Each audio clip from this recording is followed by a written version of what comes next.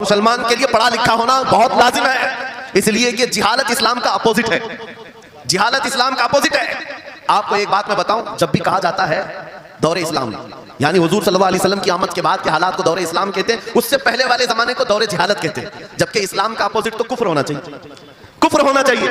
ये दौरे इस्लाम है और इससे पहले दौरे कुफ्र था। नहीं, दौरे इस्लाम से पहले वाले दौर को दौरे जिहालत कहते हैं, इसलिए कि बताना है इस्लाम और जिहालत दो अपोजिट चीजें, दो अपोजिट चीजें हैं। जाहिल हो और मुसलमान हो उसे जेब नहीं देता। जिस कौम पर आने वाली किताब हिदायत का पहला लफ्ज इक़रा से शुरू होता है, इक़रा बिस्मि रब्बिकल लज़ी खलक़, कुरान का पहला लफ्ज जो आया है वो किस नाम से आया? पढ़ो अपने रब के नाम से, पढ़ो अपने रब के नाम से।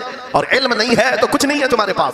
इमाम गज़ाली तो फरमाते हैं अन्नासु कुल्लुहुम मौता इल्ला उलमा, ये सारे इंसान मुर्दा है, जिंदा अगर कोई है तो इल्म वाला, इल्म वाला जिंदा है। और जिहालत की तारीकियों में भटकने वाले की मिसाल ऐसी है जैसे अंधेरी कोठरी में बैठा हुआ है, कहीं रोशनी का आने का इंतजाम नहीं, उसके सामने हलवा रखो कि गोबर रखो, दोनों बराबर है।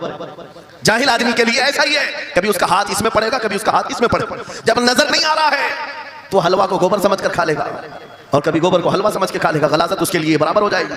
लेकिन इल्म को कहा गया अल इल्मु नूरुन, इल्म रोशनी है। जिसके पास इल्म आता है वो तमीज सीख जाता है, उसके पास अखलाक आ जाते हैं, वो हलाल और हराम के फर्क को समझने लगता है, बुरे और अच्छे के दरमियान फर्क मालूम होने लगता है।